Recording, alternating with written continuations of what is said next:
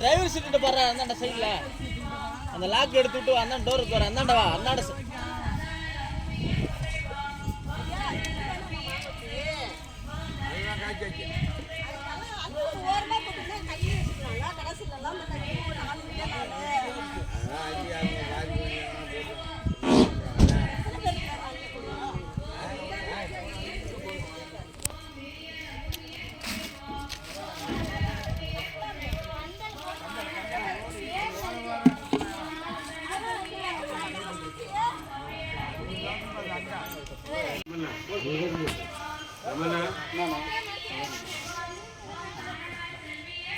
நடக்க கூட தெரியல எனக்கு.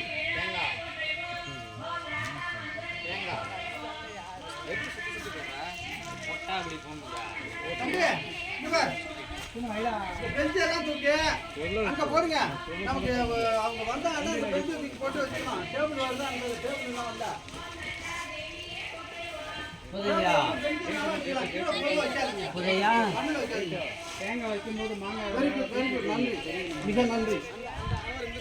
ரொம்ப அழகாக இருக்கு. அவ்வளோதான் சாமி. அவ்வளோதான். அவ்வளோதான். அப்படியே இலைய வச்சிரு.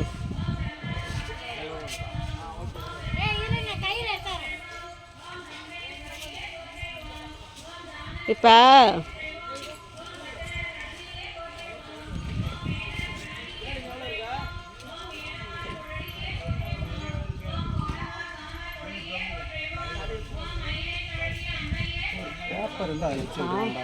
அவர் சாப்பிட்றலாம்யா. ஐயா சாப்பிட்றலாம். சங்கீதா சங்கீதா சாப்பிட்லாம் வாப்பா. மணி 10 ஆயிடுச்சு. அவர் வந்துச்சு. மணி 10:15 ஆயிடுச்சு. பசிக்குது எனக்குலாம்.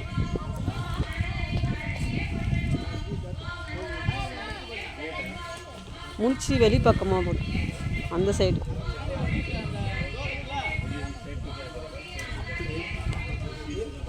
தெரியுங்களா தெரியுங்களா எல்லாம் என்னென்ன வேலை செய்கிறது.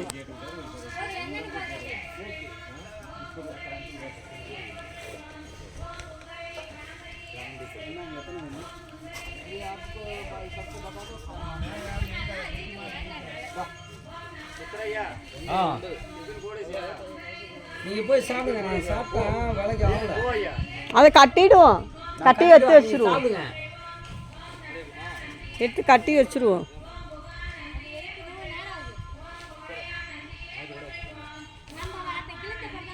முன்னிச்சு எந்த பக்கமாக இருந்தது? முன்னாடியா? நூல் தெரியாத அளவுக்கு.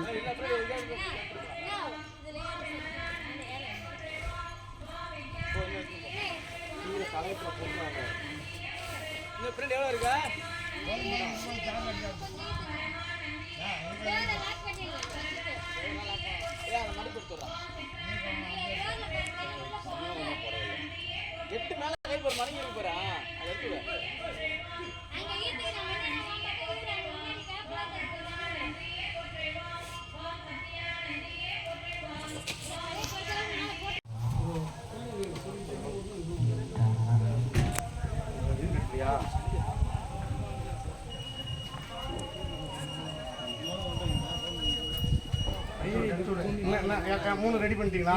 மூணு இதாச்சா? இதான் நாடியா? நாடி இல்லை இந்த நாடு நல்லா இருக்கும். இது குடம்பு வச்சுக்கலாம். சரியா? அண்ணே இங்கே கொண்டாங்கண்ணே.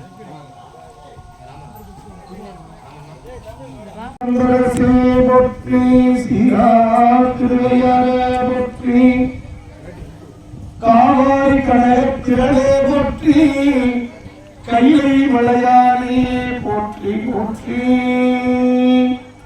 எல்லாம் அல்ல இறைவனுடைய தனிப்பெரும் கருணையினாலே நாம் செய்கின்ற தவத்தின் காரணத்தாலும் தர்மத்தின் காரணத்தினாலும் அறம் பொருள் இன்னும் வீடு என்கின்ற 4 நிலை பதத்தை இறைவன் நமக்கு தருகிறார். அதற்கு கூட்டி வைக்கக்கூடிய அருள் முதலில் தவம் என்பதும் தர்மம் என்பதும் 2 கூறுகளாக வைத்தார்கள். அதைத்தான் பகல் என்றும் இரவு என்றும் செய்கின்ற வகையிலே திருவருளாகிய திருவருள் நமக்கெல்லாம் பரிபூரண ஆனந்தத்தை அள்ளித் தருகின்ற ஏகாந்த இன்பத்தை தருகின்ற இறைவனுக்கும் இறைவிக்கும் இன்ப தமிழினாலே 2 கால வேள்வியானது திருவருளம் கொண்டு அருள் செய்திருக்கிறது. அந்த நிலையில் ஆளுகின்ற நாயகன் அருளால் அனைத்து விதமான நன்மையும் தர வேண்டும் என்கின்ற நிலையோடு ஒவ்வொரு மனிதனும் வாழ்கின்ற காலத்து ஒன்று நட்டு வைக்க வேண்டும், ஒன்று வெட்டி வைக்க வேண்டும், இன்னொன்று கட்டி வைக்க வேண்டும் என்று நமக்கு பெரியவர்கள் காட்டுகிறார்கள். நட்டு வைப்பது என்பது நல்ல இடங்களிலே நல்ல மரங்களை நட்டு வைக்க வேண்டும். 3 ஆண்டுகளுக்கு முன்பு இந்த அரச மரத்தை நட்டு வைத்ததின் பயன்தான் யாருக்கோ குழந்தையே இந்த வாய்ப்பு இல்லை என்று நினைக்கக்கூடியவர்கள் ஒரு 1/2 மணி நேரம் அந்தி காலையிலே நாம் இறைவனிடத்தில் வந்து படுப்பது போல இந்த அரச மரத்தின் கீழே படுத்திருந்தால் அதனுடைய ஆற்றல் முழுவதும் கொண்டு வந்து அந்த இறைவனாக இருக்கக்கூடிய இறைவன் அணுக்கள் உருவாகுகின்ற ஆட்களை அந்த அரச மரத்தில் வைத்திருக்கிறார். அது 100 ஆண்டுகளுக்கு முன்பு யாரோ ஒரு புண்ணியவான் நட்டு வைத்ததின் பயன்தான் இன்று யாருக்கோ ஒரு குழந்தை செல்வம் வந்திருக்கும். அந்த குழந்தை இந்த மண்ணுக்காக இந்த மண்ணினுடைய நிலைக்காக உழைக்கக்கூடிய தருணம் தான் இந்த கோயிலானது உருவெடுத்து இறைவன் தந்த கருணை என்பதனால் நமக்கு அருள் செய்திருக்கிறது. அந்த நட்டு வைத்ததின் பயனுக்கே ஒரு குழந்தை உருவாகுமானால் வெட்டி வைக்க வேண்டும் என்று நமக்கு அருளாளர்கள் கூறுகிறார்கள். எதை வெட்டி வைக்க வேண்டும்? நம் வாழ்வில் குளம், குட்டை, ஏரி, வாய்க்கால் என்று சொல்லக்கூடிய அனைத்தையும் வெட்டி வைக்க வேண்டும். அப்படி வெட்டி வைக்கின்ற பொழுது நீரின்றி அமையாது உறவு என்பதும் நல்லோர் ஒருவருக்கு அவர்களுக்கு எல்லோருக்கும் செய்யும் மழை என்பதும் பொருளாக நாம் வெட்டி வைக்கக்கூடிய காலத்தில் வெட்டி வைத்து விட்டோமானால் மழை பொழிகின்ற காலத்தில் அதில் தேங்கி ஓடி பாய்ந்து பாசனத்தின் வாயிலாக பயிர்கள் உருவாகி உயிர்களை காக்கும். அதனால் வெட்டி வைக்க வேண்டும் என்று நாம் பெரியோர்கள் காட்டினார்கள்.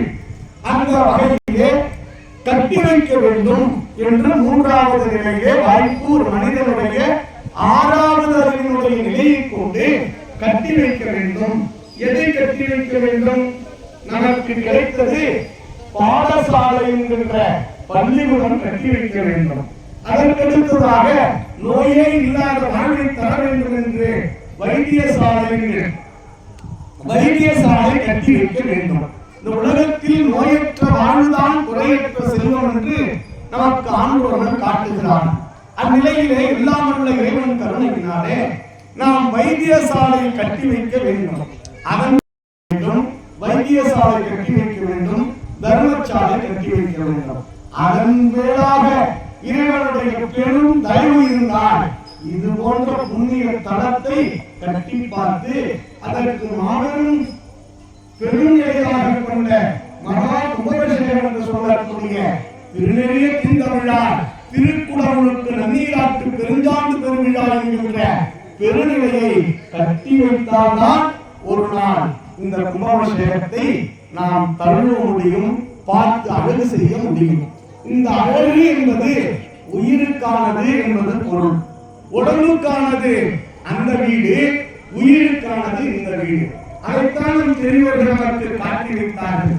எப்படியாவது ஒரு வீடு கட்டி வை என்று காட்டினார்கள். ஏன்? அவர்களுக்கு வாய்ப்புக்கு ஒவ்வொரு நிலையாக கொண்ட காரணத்தால் புள்ளினால் 5 கோடி, புதுவள்ளினால் 10 கோடி, கல்லினால் 100 கோடி, கருங்கல்லினால் கட்டினவர்கள் எல்லாம் கைலாயத்தை விட்டும் வைகுண்டத்தை விட்டும் அகலாதாமே என்று நமக்கு காட்டுகிறார்கள். அந்நிலையிலே இப்படி ஒரு கும்பாபிஷேகத்தை, இந்த கோபுர கலசத்தை நாம் கண்டுவிட்டால் இன்று ஊர் வளமாக வந்தது. இந்த ஊரின் வளம் இன்று 12 ஆண்டுகளுக்கு இந்த கலசத்தை தான் நாம் 12 ஆண்டுகளுக்கு வளம் வர முடியும். அதனால் என்ன காரணம் என்று சொன்னால், இதை பார்ப்பவரும் இதை பார்த்து உணர்ந்து நேசிப்பவரும் இதை நினைப்பவர்களுக்கும் இப்பிறவி மட்டுமல்லாது எப்பிறவிலும் ஏக போகமாய் நீயும் நானுமாய் என்கின்ற உயர்நிலை செல்வங்களை கொடுப்பதற்காக கோபுரம் என்கின்ற கோபுரத்திலே உச்சியின் கலசமாக இருந்து அருள் செய்கிறார். அந்நிலையிலே நீங்கள் ஆன்றாக பார்க்கிறீர்களானால், கோயில் என்பது அகன்று விரிந்து ஒடுங்கி நீரே நாம் செய்கின்ற தவத்தின் காரணத்தால் விமானமாகட்டும், இல்லை என்றால் ராஜகோபுரமாகட்டும், முன் மண்டபமாகட்டும் எப்படி அமைத்துக் கொண்டாலும் இறைவன்பால் கொண்ட கருணையினால் கோபுர கலசங்கள் ஞானத்தின்பால் கூர்மையாக இருக்கும். அதுபோல ஒவ்வொரு மனிதனுடைய வாழ்வும் கூர்மை தவறாமல், நேர்மை தவறாமல், நீதி வழுவாமல், சத்தியத்தின் ஒழுக்கத்தின்பாக உண்மையை நிலைநாட்டுவது கோபுர தரிசனம் கோடி புண்ணியம். கோபுரத்தின்